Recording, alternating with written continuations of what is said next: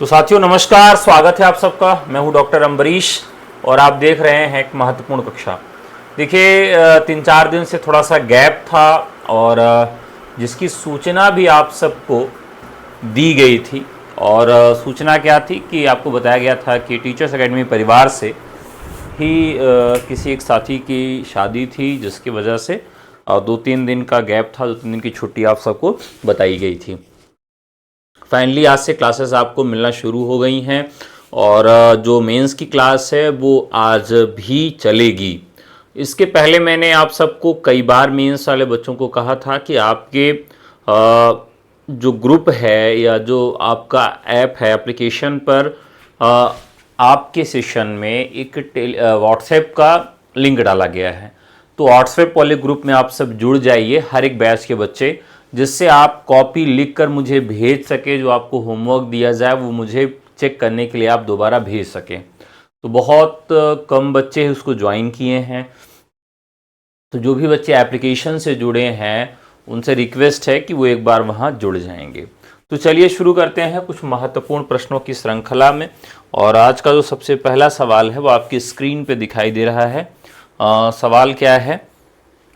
एक म्यान में 2 तलवारें कभी नहीं रह सकती हैं, प्रेम और नारियां पति का क्या सह सकती हैं, इसमें कौन सा अलंकार है? इसमें अलंकार जो है आपसे पूछा गया है। तो चलिए फटाफट बताइए कमेंट करके, जितने भी साथी जुड़े हुए हैं वो जल्दी से इसका जवाब दें। चलिए तो ये जो काफ़ी महत्वपूर्ण सवाल है और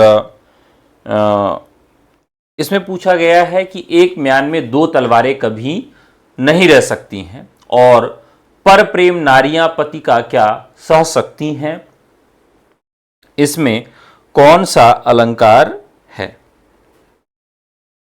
ऑप्शंस हैं आपके विरोधाभास, अतिशयोक्ति, दृष्टांत अथवा व्यतिरेक अलंकार। चलिए देखिए, इस उपन्यास में, इस रचना में सबसे महत्वपूर्ण क्या है कि पहली चीज एक फैक्ट दिया गया है कि एक म्यान में 2 तलवारें कभी नहीं रह सकती हैं। और उस फैक्ट को आगे क्या है दर्शाया गया है और फिर जो है उसे स्पष्ट करने का प्रयास किया गया है। स्पष्ट करते हुए क्या कहा गया है कि और पर प्रेम नारियां पति का क्या सह सकती हैं। तो काफी आसान हो जाता है। देखते हैं कितने साथी आ गए हैं। चलिए, तो जितने लोग भी आ चुके हैं सबका स्वागत है। तो जितने लोग देख पा रहे हैं वो कमेंट करें। ऑप्शन ए या ऑप्शन सी, दोनों ही जवाब आ रहे हैं। कुछ लोग ऑप्शन ए कह रहे हैं और कुछ लोग ऑप्शन सी कह रहे हैं। ठीक है,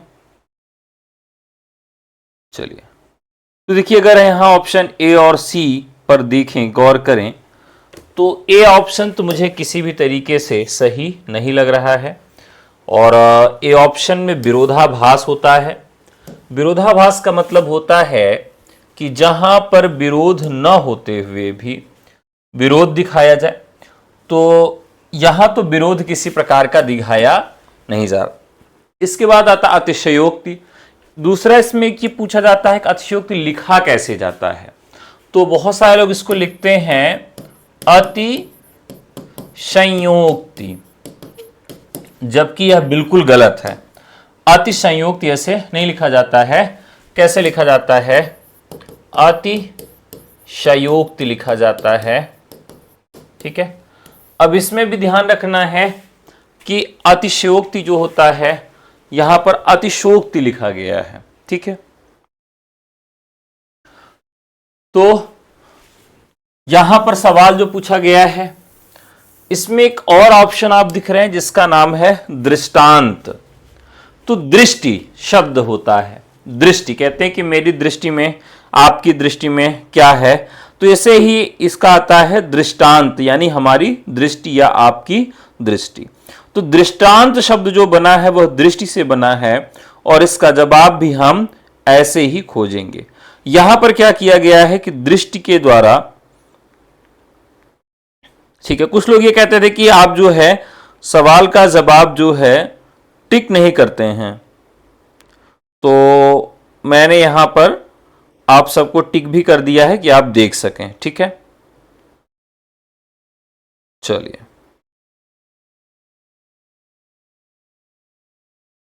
समझ गए। तो यहां पर क्या किया गया है, दृष्टांत बताया गया है। क्या बताया गया है, दृष्टांत बताया गया है। ठीक है, जितने भी साथी जुड़े हैं एक बार कमेंट कर दें। ठीक है, good afternoon, good evening, good evening. ठीक है,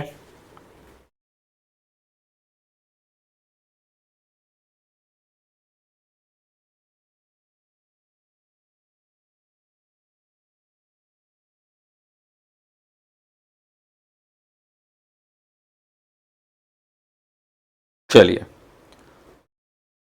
आगे बढ़ा जाए। दृष्टांत अलंकार के विषय में थोड़ा सा देख लेते हैं कि दृष्टांत अलंकार होता क्या है, इसका तात्पर्य क्या है और इसके यहां पर मायने क्या है। यहां पर एक बात जो है वो पहले कही जाती है, एक बात कह दी जाएगी और इसके ठीक बाद इससे मिलती जुलती कोई दूसरी बात कही जाएगी। ठीक है, एक चीज तो इसमें क्लियर है कि एक बात इसमें नहीं होगी, और इसमें यह भी बात क्लियर है कि एक साथ दो बातें इसमें आएंगी, यानी एक बात पहले कही जाएगी और दूसरी बात जो आएगी उससे मिलती जुलती आएगी। ठीक है, लेकिन एक चीज इसमें ध्यान यह रखना है कि इसमें बिंब प्रतिबिंब भाव प्रकट होता है। क्या होता है, बिंब प्रतिबिंब भाव प्रकट होता है। और जो सबसे महत्वपूर्ण बात है कि इसमें कोई भी वाचक शब्द नहीं होगा, इसमें कोई भी वाचक शब्द आपका नहीं होना चाहिए। क्या होना चाहिए, इसमें वाचक शब्द इसमें नहीं होगा। अगर वाचक शब्द हो जाएगा तो यह अलंकार ही बदल जाएगा। यहां पर हम उपमा इत्यादि अलंकार देखने लगेंगे। ठीक है, जैसे एक उदाहरण और इसमें रख सकते हैं कि सठ सुधरहि सतसंगत पाई, कि जो सठ होते हैं, मूर्ख होते हैं, वो कैसे सुधर सकते हैं, सतसंगत पाई, पारस परस कुधात सुहाई। दुष्ट लोग भी सत्संग पाकर सुधर जाते हैं, जैसे पारस छूने से कुधात भी सोना बन जाती है। अब इसको हिंदी में रख दिया जाए कि पारस कैसे बदलता है, तो पारस यानी पत्थर जो है, और यहां पर जो सोना है, तो ये दो तीन चीजों को इससे जोड़कर उदाहरण इस तरह से पहले एक दृष्टि दी जाएगी, एक बात कही जाएगी और दोबारा जो है उस बात को यहां पर स्पष्ट किया जाएगा। और दोनों में क्या होगा, बिंब प्रतिबिंब होगा, अर्थात दृष्टांत अलंकार होगा। तो इस प्रकार का अलंकार जो है वो पूछा जाता है। ठीक है, तो टीजीटी की तैयारी कर रही हैं तो ये उसके लिए महत्वपूर्ण है। क्लियर है, तो जहां पर बिंब प्रतिबिंब भाव हो, जहां पर वाचक शब्द न दिए गए हों, जहां पर एक बात कही जाए उसके जैसे दूसरी बात पुनः कह के उसको स्थापित किया जाए या स्पष्ट किया जाए, जैसे सठ सुधरहि सतसंगत पाई, पारस परस कुधात सुहाई। तो 60 लोग कैसे सुधरते हैं, सत्संगति पाकर। ठीक वैसे ही कुधातु यानी कोई भी धातु जो है वह पारस पत्थर से लगने के बाद सोना बन जाती है। ठीक है,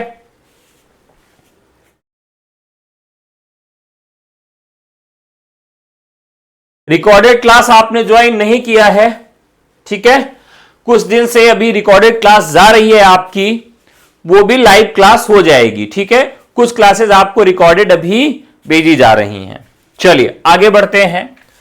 अगला सवाल है यहां पर, उत्तर प्रदेश सरकार द्वारा गठित लिपि सुधार परिषद की 28-29 नवंबर 1953 को ही बैठक की अध्यक्षता किसने की थी? यह आपका सवाल है, काफी महत्वपूर्ण सवाल है, पूछा गया है कि उत्तर प्रदेश सरकार द्वारा गठित लिपि सुधार परिषद की 28-29 नवंबर 1953 को हुई बैठक की अध्यक्षता किसने की थी? आपके ऑप्शंस हैं तत्कालीन उपराष्ट्रपति डॉक्टर जाकिर हुसैन, तत्कालीन उपराष्ट्रपति डॉक्टर सर्वपल्ली राधाकृष्णन, तत्कालीन उपराष्ट्रपति डीबी गिरी और तत्कालीन उपराष्ट्रपति CVD जत्ती ने। तो यह काफी महत्वपूर्ण है। तो उत्तर प्रदेश सरकार द्वारा नागरी सुधार परिषद की स्थापना की गई थी। ठीक है, नागरी सुधार परिषद। चलिए फटाफट बताइए। तो यहां पर जो राइट आंसर हो जाएगा साथियों वो क्या होगा? ऑप्शन तत्कालीन उपराष्ट्रपति डॉक्टर सर्वपल्ली राधाकृष्णन। क्या हो जाएगा? डॉक्टर सर्वपल्ली राधाकृष्णन। अब यह बैठक जो थी इसका प्रमुख एजेंडा क्या था या इसका प्रमुख उद्देश्य क्या था? इसका प्रमुख एजेंडा या प्रमुख उद्देश्य क्या था? यह एक बड़ा सवाल उठता है कि इसकी स्थापना ही क्यों की गई थी। तो इसमें क्या था कि देवनागरी लिपि के स्वरूप और टाइप में एक रूपता लाना। क्या लाना है? तो स्वरूप और टाइप में एक रूपता लाना इसका प्रमुख उद्देश्य है। इसका जो प्रमुख कारण था कि हिंदी की जो लिपि है उसको टाइप करना थोड़ा सा कठिन था, तो उसको आसान बनाने के लिए इस सुधार लिपि की आवश्यकता पड़ी थी। दूसरा क्या था? इसमें कुछ सिफारिशें भी की गई थी। क्या किया गया कि कुछ सिफारिशें भी की गई थी जिसमें वर्णों का मानकीकरण। क्या किया गया था? वर्णों का मानकीकरण भी इसमें कहा गया था। मानकीकरण। अब एक सवाल यह उठता है कि मानकीकरण होता क्या है? तो एक ही शब्द के अलग अलग नाम होते हैं। अलग अलग नाम होते हैं। जैसे मान लीजिए कोई एक वस्तु है जिसको आपके यहां कुछ और कहा जाता है और आपके ही घर से बामुश्किलन 10 से 15 किलोमीटर दूरी पर उसी चीज को दूसरा कुछ कहा जाता है। यानी वस्तु वही है लेकिन थोड़े से जगह के अंतर से उसका नाम बदल जाता है। इस तरह से बहुत सारी शब्दावलियां हैं जिनके मानकीकरण की आवश्यकता पड़ी। तो एक तो शब्दों का मानकीकरण होता है और दूसरा मानकीकरण होता है वर्णों का। वर्णों का मानकीकरण यह होता है कि एक ही वर्ण को अलग अलग तरीके से लिखा जाता है। एक ही वर्ण को अलग अलग तरीके से लिखा जाता है। अब मान लीजिए हम एक वर्ण लेते हैं झ। अब यह झ वर्ण अभी आप देख रहे हैं कि इस तरह लिखा जाता है, लेकिन कुछ जगह पर यह कैसे लिखा जाता था? इसमें पूंछ निकाल दी जाती थी, यानी झ को इस तरह से लिखा जाता था। तो एक आवश्यकता पड़ी कि इसका मानकीकरण कर दिया जाए, इसका मानकीकरण किया जाए। तो जो अ है इसका मानकीकरण किया गया, झ का मानकीकरण किया गया, अड़ा का मानकीकरण किया गया और छ का मानकीकरण किया गया। तो इनके लिए एक सुझाव दिया गया। क्या दिया गया? सुझाव दिया गया कि भाई इनके मानकीकरण में थोड़ी सी समस्या है, इनको मानक बनाया जाए। तो इनको मानक कैसे बनाया जाए?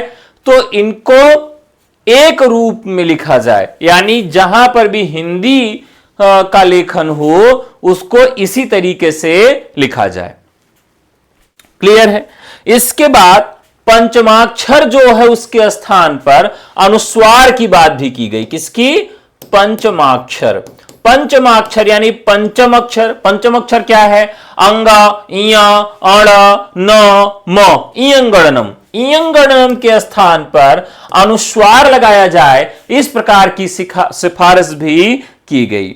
इसके अलावा जो सबसे महत्वपूर्ण सिफारिश की गई समिति के द्वारा, परिषद के द्वारा, कि प्रत्येक शब्द में शिरोरेखा का प्रयोग किया जाए। किसका प्रयोग किया जाए? शिरोरेखा का प्रयोग किया जाए। साथियों, अब शिरोरेखा क्या होती है?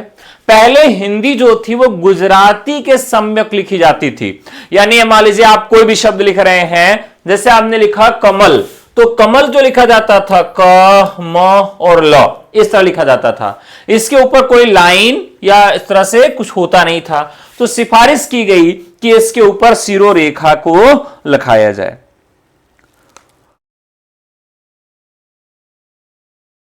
ठीक है। इसके बाद एक और समिति की स्थापना होती है। वो कब होती है?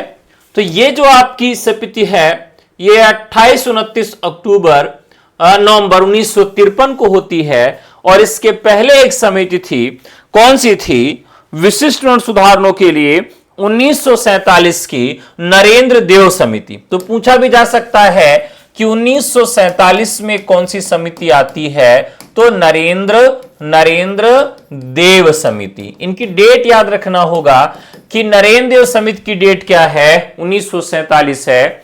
और नागरी लिपि सुधार परिषद का कब है? तो 1953 है। तो इसकी डेट के हिसाब से भी आपको याद रखना होगा। ठीक है। तो जो इसका राइट आंसर होगा साथियों, ऑप्शन बी सही होगा। राइट आंसर कौन सा सही होगा? ऑप्शन बी सही होगा। क्लियर है? अगला सवाल, ग्रिम नियम का संबंध किससे है?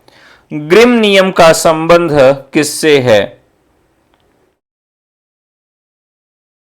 देखिए, इस तरह का एक सवाल आपसे पूछा जाएगा और जो है आप जो है एकदम परेशान हो जाएंगे। अरे ये तो हमारे सिलेबस में ही नहीं था, इसको तो हमने कभी पढ़ा ही नहीं था, बताओ ऐसा सवाल क्यों पूछ लिया? तो बिल्कुल एक दो सवाल आपके यहां हर बार ऐसा पूछा जाता है जो बिल्कुल अलग पैटर्न का होता है। ठीक है।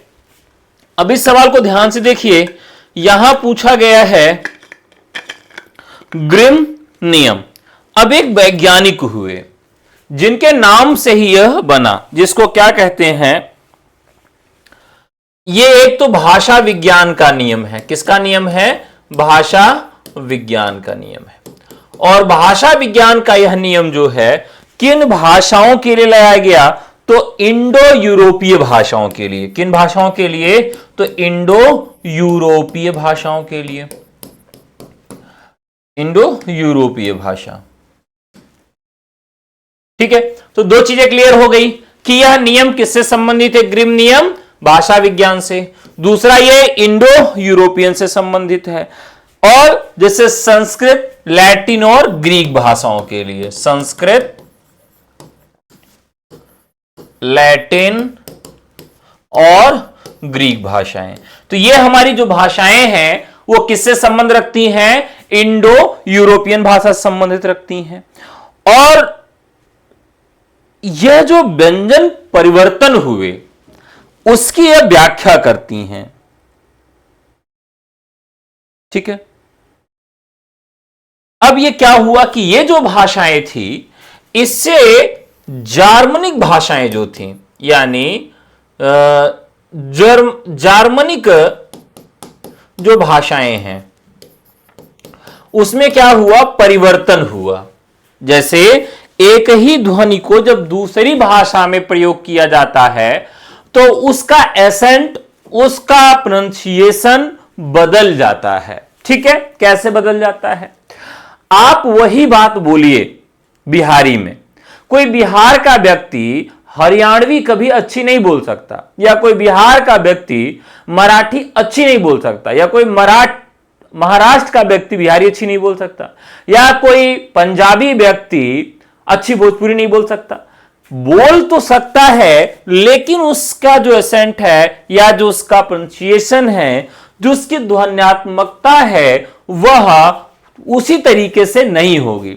तो यही बात यहां भी हुई कि कुछ भाषाएं ऐसी थीं कि उस भाषा से जब दूसरी भाषा की तरफ भाषा में परिवर्तन देखने के लिए मिला तो उसमें काफी कुछ बदल गया। ठीक है, तो प्रथम जर्मनिक ध्वनि परिवर्तन इसे कहा जाता है। क्या कहा जाता है इसे? यह प्रथम जर्मनिक जो है ध्वनि परिवर्तन का नियम कहा जाता है। और यह कब आता है? 1822 में। किसके द्वारा आता है? इनका नाम था जैकब ग्रिम। क्या नाम था इनका? जैकब ग्रिम नाम था। और इन्हीं के नाम से ही इन्होंने ये नियम बनाया था, तो इन्हीं के नाम से इसको जाना भी जाता था। ठीक है, और ध्वनि परिवर्तन के इन्होंने 3 कारण बताए थे। क्या बताए थे? कि कभी भी देखो, इनका जो मूल सिद्धांत था वो किससे था? इनका मूल सिद्धांत था कि इंडो यूरोपियन भाषा के शब्द जब जार्मनिक भाषा में प्रयोग हुए तो उनका ध्वनि परिवर्तन हुआ, यानी उनके बोलने के दिशाओं में परिवर्तन हुआ। तो अब यह परिवर्तन बाकी भाषाओं में भी होता है, तो बाकी भाषाओं में भी इस नियम को लिया जाने लगा। कैसे लिया जाने लगा? तो एक तो लिया जाने लगा अघोष अल्पप्राण। इसको एक जगह लिख लेते हैं, यह काफी महत्वपूर्ण है, निश्चित तौर पर आपको यह काम देगा। ठीक है, चलिए, तो इन्होंने ग्रिम में 3 महत्वपूर्ण नियम आते हैं। ग्रिम नियम में 3 महत्वपूर्ण नियम आते हैं, जिसमें अघोष अल्प प्राण, अघोष अल्प प्राण का, ठीक है, महाप्राण और सघोष हो जाता है, उसमें परिवर्तन हो जाता है। जैसे उन्होंने एक उदाहरण भी दिया कि संस्कृत में एक शब्द है पितृ। संस्कृत में एक शब्द है पितृ। पितृ का मतलब क्या होता है? पिता होता है। लेकिन आप बाकी देखिए, जैसे फारसी में आप जाते हैं तो पा का क्या हो जाता है? फा हो जाता है। अंग्रेजी में क्या हो जाता है? फा हो जाता है। तो पा का फा हो जाता है, तो पितृ का हम किस रूप में देखते हैं परिवर्तन? फादर के रूप में देखते हैं। यानी पी का परिवर्तन हम किस में देखते हैं? एफ में देखते हैं। ठीक है, इसी तरीके से संस्कृत का एक उदाहरण त्रय है, तो त्रय का उदाहरण हम देखते हैं, हिंदी में क्या परिवर्तन हो जाता है? 3 हो जाता है। ठीक है, दूसरा है सघोष अल्पप्राण का, सघोष अघोष अल्पप्राण में, सघोष महाप्राण का सघोष अल्पप्राण में परिवर्तन दिखाया गया। यानी किस प्रकार से इसका परिवर्तन होता है। लेटर राइटिंग नहीं आएगी। ठीक है, चलिए, तो इसका जो राइट आंसर हो जाएगा साथियों, जो राइट आंसर हो जाएगा इस सवाल का, वो एक बार फिर से देख लेते हैं कि यह किससे संबंधित है। यह स्वनिम विज्ञान, बोली विज्ञान। तो यहां पर जो राइट आंसर हो जाएगा वह स्वनिम विज्ञान हो जाएगा। किससे संबंधित है साथियों? स्वनिम विज्ञान है। ठीक है, अब एक सवाल और पूछा जाता है कि यह नियम किसके ऊपर आधारित हैं। तो बहुत महत्वपूर्ण सवाल आज आपको बताने जा रहा हूं, सभी लोग इसको नोट जरूर कर लीजिएगा कि ग्रिम नियम किस पर आधारित है। तो जवाब हो जाएगा कि ग्रिम नियम बलाघात पर आधारित है। किस पर आधारित है? बलाघात पर आधारित है। बलाघात का मतलब है कि अगर आप कोई शब्द का उच्चारण करते हो और उच्चारण करने में जिस पे सबसे अधिक बल पड़ता है उसका लोप हो जाता है। ठीक है, जैसे एक शब्द हम लेते हैं दूध शब्द। ठीक है, दूध शब्द जो है पहले क्या रहा होगा? पहले रहा होगा दुग्ध शब्द था। तो दुग्ध में आप देखिए कि इस दू पर क्या पड़ रहा है? बड़ा बल पड़ रहा है, बलपूर्वक आघात पड़ रहा है। तो कई बार परिवर्तन होता है और कई बार क्या होता है? पूरा का पूरा वर्ड ही गायब हो जाता है। ठीक है, तो इस तरह की स्थिति भी देखने के लिए हमें मिलती है। क्लियर है? कंफर्म में है? आगे बढ़ते हैं। अगला सवाल है साथियों, भाषाओं के पारिवारिक वर्गीकरण का आधार क्या है? भाषाओं के पारिवारिक वर्गीकरण का आधार क्या है? यह भी काफी महत्वपूर्ण सवाल है।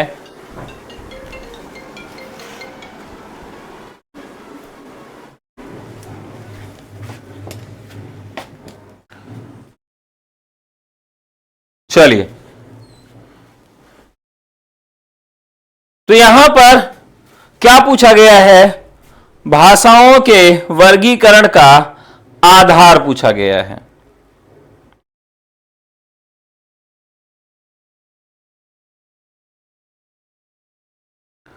चलिए फटाफट बताइए।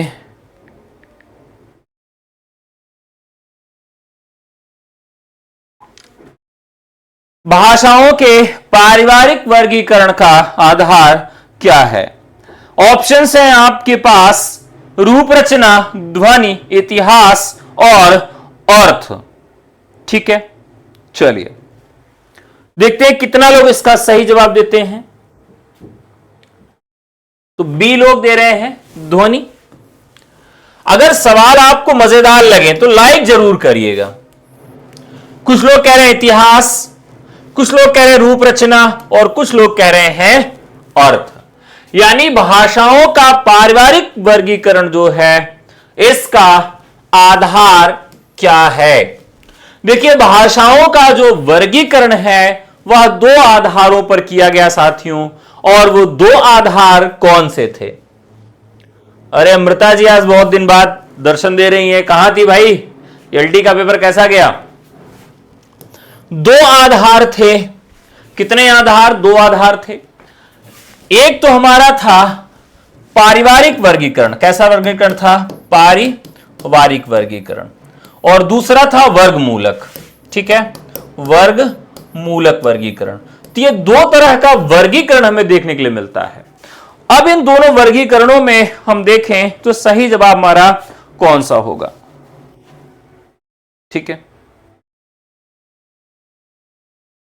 चलिए तो देखिए, भाषाओं का पारिवारिक वर्गीकरण जो होता है वह इतिहास से संबंधित होता है। किससे संबंधित होता है?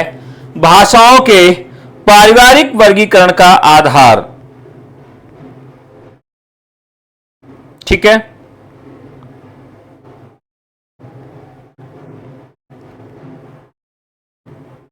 भाषाओं के पारिवारिक वर्गीकरण का आधार क्या होता है? इसमें क्या होता है?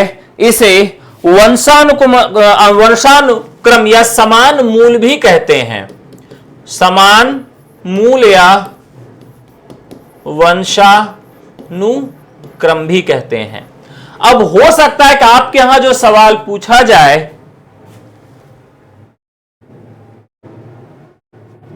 90 से 100 क्वेश्चन हम फंस गए। चलिए, बड़ी खुशी हुई जानकर।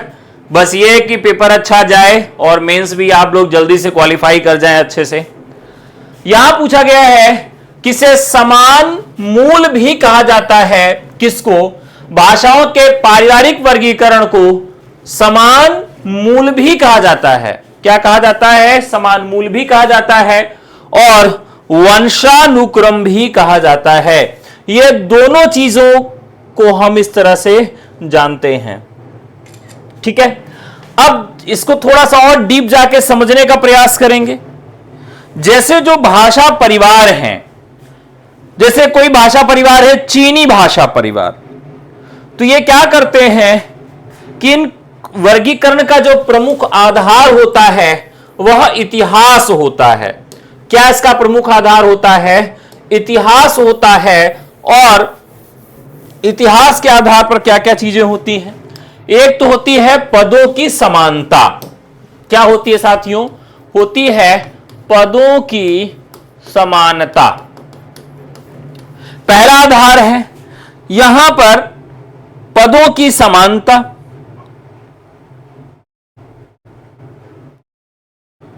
इसके अलावा व्याकरणिक समानता। दूसरा ध्वनि साम्य, एक तरीके से बोला जाए वो अर्थगत समानता और रचना पद्धति। अब एक उदाहरण से इसको समझने का प्रयास करेंगे। जीआईसी का भी ऐसे कराएंगे, पेपर थोड़ा नजदीक आने दीजिए। इस बार थोड़ा सा मैराथन और पहले करा देंगे, उस टाइम थोड़ा सा लेट हो गया था, तो इस बार थोड़ा और पहले करा देंगे। अब यहां देखिए रचना पद्धति, पदों की समानता, व्याकरणिक समानता, ध्वनि साम्य, अर्थगत समानता, रचना पद्धति, यह सब किसके अंतर्गत होता है कि भाषाओं के पारिवारिक वर्गीकरण का यह आधार होता है। एक उदाहरण के द्वारा इसको समझते हैं। जैसे अब मान लीजिए एक शब्द है पितृ। पितृ का मतलब क्या होता है? पिता। और यह किस भाषा में है? संस्कृत भाषा में। संस्कृत भाषा के बाद इसको चले हम लैटिन भाषा में, तो लैटिन भाषा में इसको पेटर कहा जाता है। क्या कहा जाता है? पेटर कहा जाता है। पेटर, पेटर का मतलब होता है पिता। पेटर का मतलब क्या होता है? पिता। ठीक है। फिर एक और शब्द लेते हैं अंग्रेजी में। अंग्रेजी में क्या कहा जाता है? फादर कहा जाता है। क्या कहा जाता है? अंग्रेजी में फादर कहा जाता है। तो इसमें हमें थोड़ी सी साम्यता मिल रही है। साम्यता हम कैसे निकालते हैं? इतिहास के आधार पर, कि इतिहास में सभी कालों में, सभी परिस्थितियों में जाके देखते हैं कि भैया किस तरीके से इसकी रचना पद्धति एक थी, कैसे अर्थगत समानता थी, कैसे ध्वनि साम्य था, कैसे व्याकरणिक समानता थी, कैसे पदों की समानता थी। तो इस आधार पर हम इसे देख सकते हैं। तो यहां पर राइट आंसर हो जाएगा कि भाषाओं के पारिवारिक वर्गीकरण में विश्व की भाषाओं को परिवारों में बांटा जाता है, और जिसका मुख्य आधार क्या होता है? इतिहासबद्ध होता है। इसका मुख्य आधार क्या होता है? इतिहासबद्ध होता है। सबको समझ में आ गया? अगला सवाल, पश्चिमी हिंदी की सर्वाधिक प्रमुख बोली इनमें से कौन सी है? पश्चिमी हिंदी की सर्वाधिक प्रमुख बोली इनमें से कौन है? ब्रजभाषा, खड़ी बोली, बुंदेली या फिर बांगरू? चलिए बताइए। पश्चिमी हिंदी की सर्वाधिक प्रमुख बोली,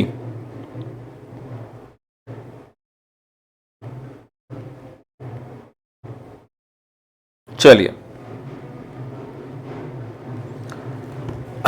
अब इसमें देखिए, तो देखिए कोई भी भाषा जो होती है, कोई भी भाषा विशिष्ट कैसे बनती है? ठीक है। जैसे एक सवाल आता है आम आदमी और खास आदमी ना, आम आदमी और खास आदमी में क्या अंतर होता है, या आम आदमी और छपरी आदमी में क्या अंतर होता है? तो एक आम आदमी क्या होता है कि ठीक है, बढ़िया शर्ट पैंट अच्छे से पहने रहेगा, और वहीं पर एक छपरी आदमी क्या करेगा कि आधे बाल कटाए रहेगा, आधे बाल उसको मुड़वा देगा, यहां पर टैटू, वहां पर टैटू, नाक में नथिया, कान में हो सकता है कि एक बाली पहने रहे, और हाथ ऐसे करके चले, नहीं हो सकता है कि ऐसे हमेशा किए रहे। तो ये क्या है? छपरी आदमी। आदमी वो भी है लेकिन छपरी आदमी है ना। इस तरह से लड़कियों के लिए भी बड़ा मजाक उड़ाया जाता है कि जो शहर की छपरी लड़कियां होती हैं वो क्या करती हैं, वो भले एकदम काली कलूटी रहें लेकिन एक पैर में काला धागा बांधे रहती हैं कि कहीं वो उनको नजर न लग जाए। गुटखा खाए रहेंगी, बढ़िया एकदम राजश्री पुकार खाए रहेंगी और ऐसे थूकती रहेंगी, और इसके बावजूद पैर में काला धागा बांधे रहती कहीं उसको नजर न लग जाए। बहरहाल ये मजाक कर रहा था मैं। तो छपरी कहने का सेंस क्या हुआ कि हम क्या करते हैं कि उसमें कुछ न कुछ अंतर निकाल लेते हैं, कुछ न कुछ हम परिवर्तन देख लेते हैं कि दोनों को हम किस आधार बनाएंगे। तो ऐसे भाषा और कोई विशेष भाषा में हम अंतर कैसे करेंगे, विशेष भाषा में अंतर कैसे करेंगे? तो कुछ न कुछ इसमें प्रमुखता, विशेषता तो होनी चाहिए। भाषा में क्या होता है कि भाई इसका जो साहित्य होता है, इसका लोक साहित्य, इसका लोक साहित्य होता है, ठीक है, इसका भी लोक साहित्य होता है। इसमें जो है वो शिष्ट साहित्य नहीं मिलता, और इसमें जो है शिष्ट साहित्य जो है इसका प्राप्त होता है। इसका अपना कोई व्याकरणिक नियम नहीं मिलता और इसमें कोई अपना व्याकरण का नियम भी होता है, यानी स्वयं का व्याकरण भी होता है, व्याकरणिक नियम भी होते हैं, इसका लोक साहित्य भी होता है, इसका शिष्ट साहित्य भी होता है। तो इस आधार पर इसको हम विशिष्ट भाषा कह सकते हैं। क्या कह सकते हैं? विशिष्ट भाषा कह सकते हैं। और इसकी अपनी एक शब्दावली होती है। इसमें शब्दावली जो होती है उसमें बहुत सारी चीजें आपको, शब्दावली जो होती है उसका एक विशेष भंडार देखने के लिए मिलता है। ठीक है, तो इसका लोक साहित्य होगा, इसका शिष्ट साहित्य होगा, इसके अपने व्याकरणिक नियम होंगे और इसकी अपनी एक शब्दावली होगी। इसके बरक्स जो सामान्य भाषाएं हैं उसमें ये चीजें देखने के लिए नहीं मिलती है। तो इस आधार पर इन सभी ऑप्शंस को अगर हम चेक करें तो हमें राइट आंसर कौन सा होगा, हमें राइट आंसर कौन सा मिलेगा, एक सवाल यहां पर यह बनता है। तो हमें कौन सा राइट आंसर मिलेगा? ब्रज भाषा। ठीक है, तो पश्चिमी हिंदी की सर्वाधिक प्रमुख बोलियां कौन सी हैं? तो इसमें सबसे प्रमुख बोली क्या हो जाती है? आपकी ब्रज भाषा हो जाती है। अब ऑप्शन थोड़ा सा कठिन है क्योंकि यहां पर दोनों चीजें मिल रही हैं, खड़ी बोली भी आपको मिल रही है और ब्रज भाषा भी मिल रही है। बड़ी खड़ी बोली और ब्रज भाषा ऑप्शन में आपको दोनों मिल रही है। ठीक है, लेकिन ब्रज भाषा इसका राइट आंसर होगा क्योंकि इसका लोक साहित्य भी मिलता है। खड़ी बोली और ब्रज भाषा में भी अगर आप तुलना करें तो खड़ी बोली का उतना इतिहास आपको सबल नहीं मिलेगा जितना ब्रज भाषा का मिलेगा। ठीक है, इसका ज्यादा साहित्य आपको देखने के लिए मिलेगा। क्लियर है? अगला सवाल, तो यहां राइट आंसर क्या हो जाएगा? ब्रज। निम्नलिखित में से कौन सा स्वर समृद्ध है? कौन सा स्वर समृद्ध है?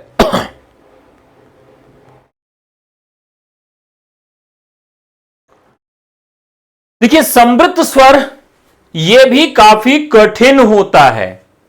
वैसे तो बहुत आसान है लेकिन हमें यह भूल जाता है, तो इसे याद कैसे रखेंगे? तो इसको समझने के लिए हम एक चीज, एक शब्द आता है, इसको याद रखिएगा, सकुचाया।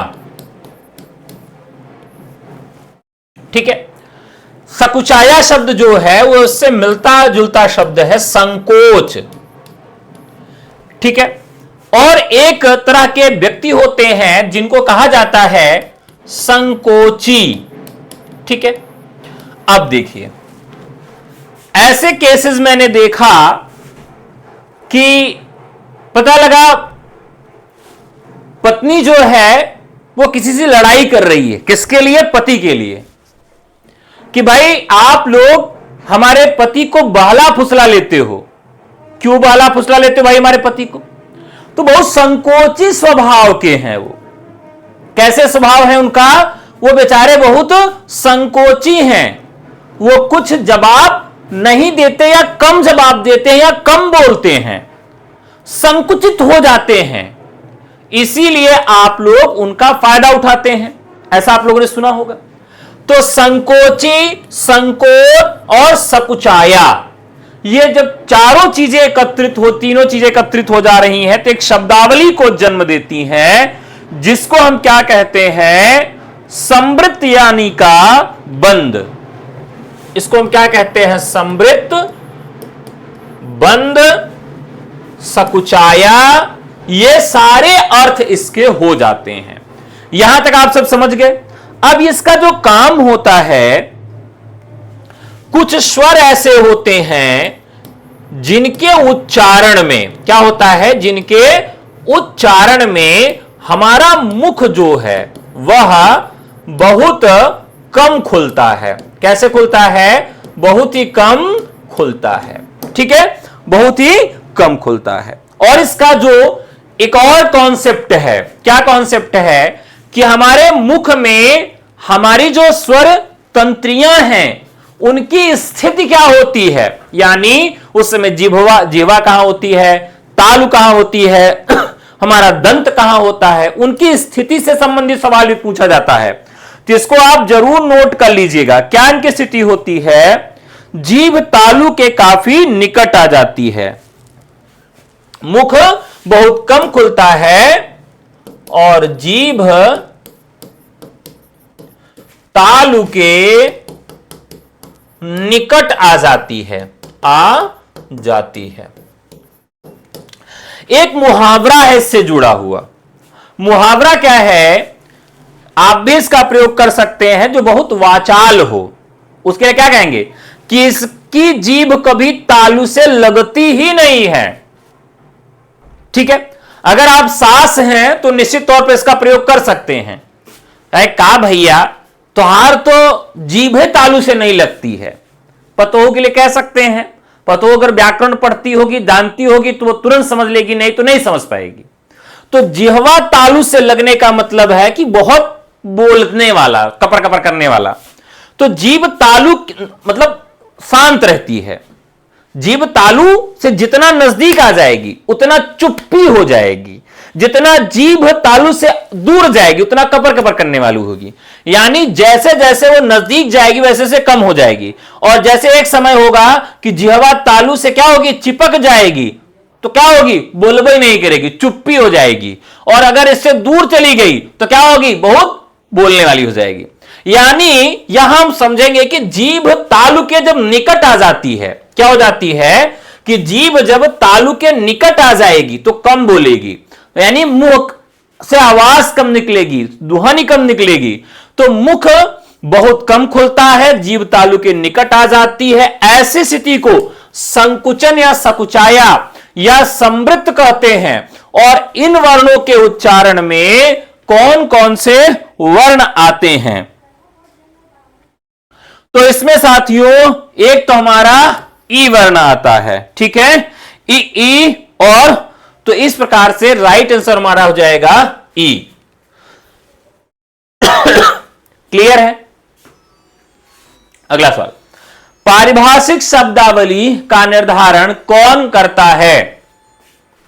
चलिए बताइए भाई। देखिए आज के सारे सवाल बहुत ही बेशकीमती हैं, बहुत ही महत्वपूर्ण सवाल हैं, बताएं। सवाल है, पारिभाषिक शब्दावली का निर्धारण कौन करता है। भाषा वैज्ञानिक, राष्ट्रपति, कवि व साहित्यकार या फिर समाज, कौन करता है। तो राइट आंसर हो जाएगा पारिभाषिक शब्दावली का निर्धारण कौन करता है, भाषा वैज्ञानिक करते हैं।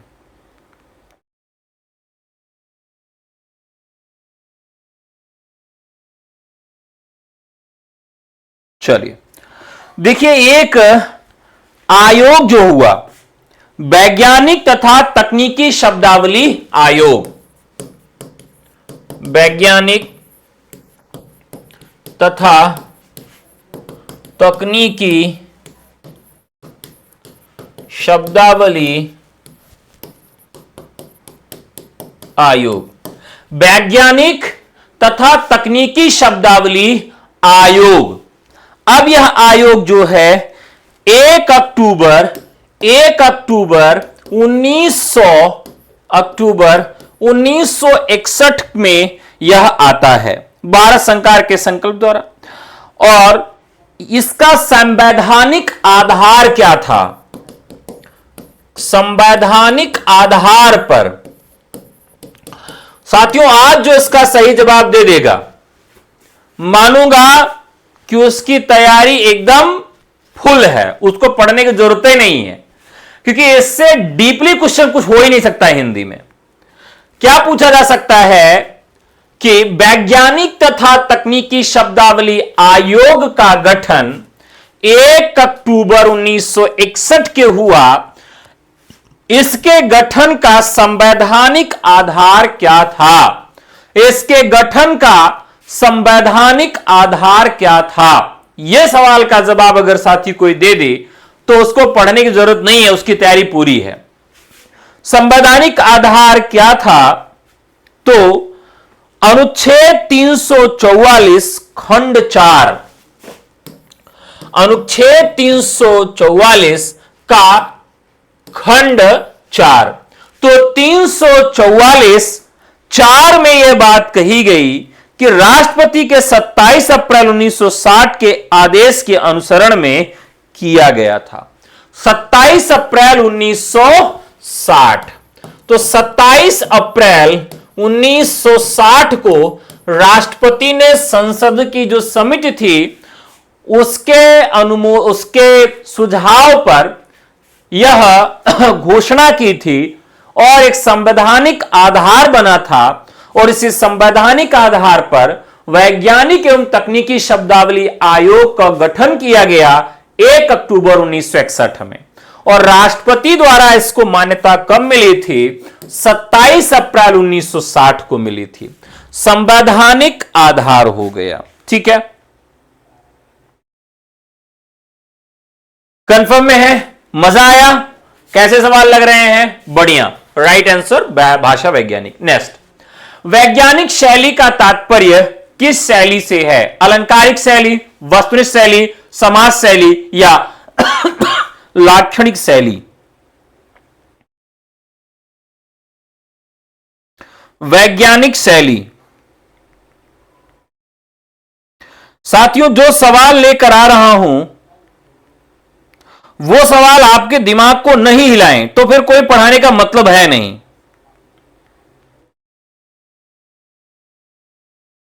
चलिए फटाफट बता दीजिए, वैज्ञानिक शैली।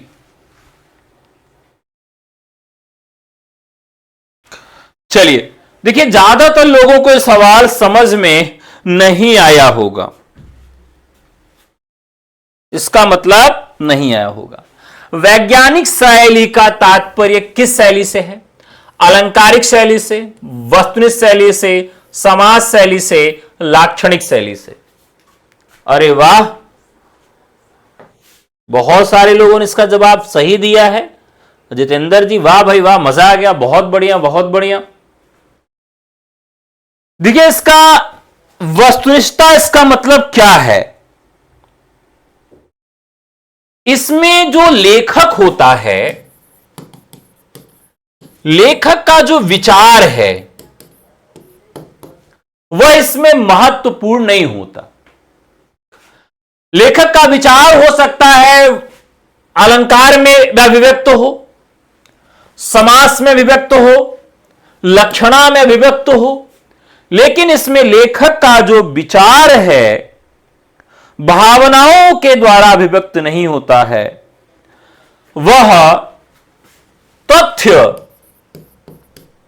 पर आधारित होता है, विवरण पर आधारित होता है, साक्ष्य पर आधारित होता है।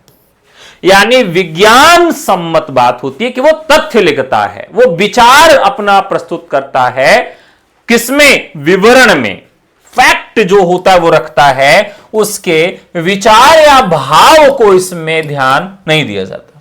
यानी विचार और भाव को यहां पर ध्यान न देकर विवरण और साक्ष्य को ध्यान में रखा जाता है। तो वस्तुनिष्ठ शैली। इसके अलावा इसको और एक नाम दिया जाएगा, पारिभाषिक शैली। पारिभाषिक शैली भी से कहा जा सकता है। ठीक है, तो ये यहां पर इसका राइट आंसर हो जाएगा। न्यायालयीय भाषा में शब्द और उसके अर्थ में रहती है निश्चितता, अनिश्चितता, कुशलता या कोमलता। बताइए, यह भी सवाल बहुत मस्त है।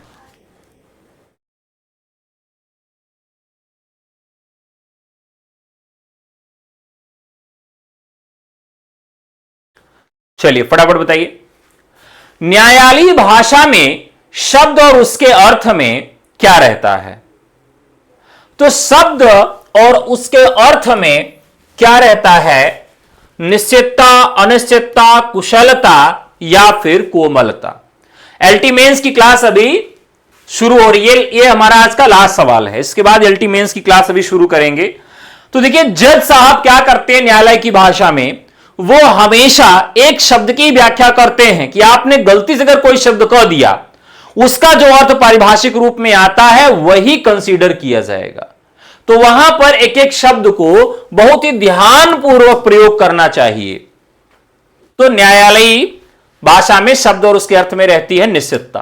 आज का अंतिम सवाल, मानक हिंदी व्याकरण में कारक वह व्याकरण कोटि है जो कार्य संपादित करने वालों की सूचना देती है, संज्ञा सर्वनाम के कार्यवाचिक प्रकार को बतलाती है, उद्देश्य और विधेय पदों को जोड़ती है, संज्ञा अथवा सर्वनाम पद का क्रिया के साथ संबंध व्यक्त करती है।